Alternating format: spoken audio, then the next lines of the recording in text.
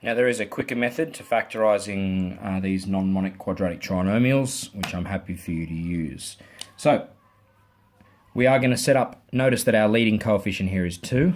So we're going to set up our, we know the answer is going to involve some brackets, so we're going to set them up like this, 2x in the front of each. And we're also going to chuck a 1/2 out the front. Now these 2's are all just because of this leading coefficient 2. In the following question where we have a leading coefficient of 10, we're going to set our brackets up like 1/10 with a 10x in the front and a 10x in the front as well. Okay, so back to this first question. We now need to do the same steps that we did in the longer version and take our leading coefficient and our constant term and multiply them. So I'm going to put that up here. And we need to think of two numbers that multiply to give 2, that add to give 3. I think fairly clearly that is going to be 2 and 1. All right, 2 times 1 is equal to 2. 2 plus 1 is equal to 3. All right, so that works. So we fill our brackets with 2 and 1. Now you might be looking at this and thinking, well, this answer looks a little bit different than normal because there's this half floating around the front. We can get rid of that because what you should observe is that one of these brackets, or in some cases both, can factorise again. So let's look at this one. Between 2x and 1, is there something common? The answer is no, there isn't. So we look at this other bracket, between 2x and 2, what's common? The 2 is. So we're going to rewrite this half and then factorise this bracket here. So a 2 is going to come out the front, and what goes back in, and x does, because 2 times x is 2x, and a 1 goes back in here because 2 times 1 is 2. We'll rewrite the second bracket. And what's going to happen here is this half and the 2 are going to multiply together, right? And what's a half times 2?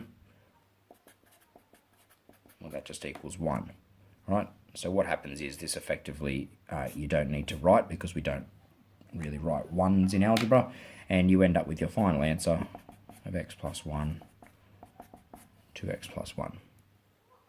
All right. Looking at this next question, we're going to do the exact same thing. So we're going to take our leading coefficient of 10 and multiply our constant term by that. So we're looking at negative 60. And we're looking for two numbers that times to give negative 60 that add to give positive 11. Now if you were to check 15 and minus 4, you would find that the two of those numbers multiply together to give negative 60, which is what we want. And if you were to add 15 and negative 4, you would get 11, which again is what we're looking for. So 15 and negative 4 are the two numbers that we're interested in. So back to our brackets, one of them is going to get a 15, the other one's going to get negative 4. And from there, we want to aim to cancel this 10th that's hanging out the front. So look at our brackets and decide whether they can be each factorised again. And you should find that they are.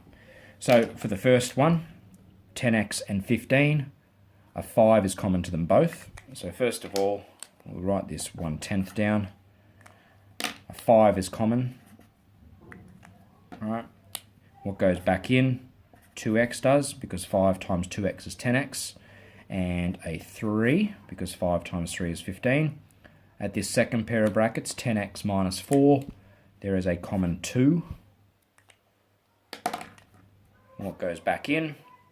Well, 5x does, and minus 2, because 2 times 5x is 10x, and 2 times negative 2 is negative 4. Now, how is that going to cancel out our 1/10? Well, 1/10 times 5 times 2. The 5 times 2 is 10, and that's going to multiply with the 10th. All right, so if we're looking at this, it's 1/10 times 5 times 2, right, which is the same thing as 1/10 times 10, which is the same thing as 1. So again, these things are going to disappear, well, they're going to become 1, and we don't need to write the 1 down. And so we're left with 2x plus 3 and 5x minus 2. So this is a really good technique that I use myself. It's quicker than the previous method that we looked at.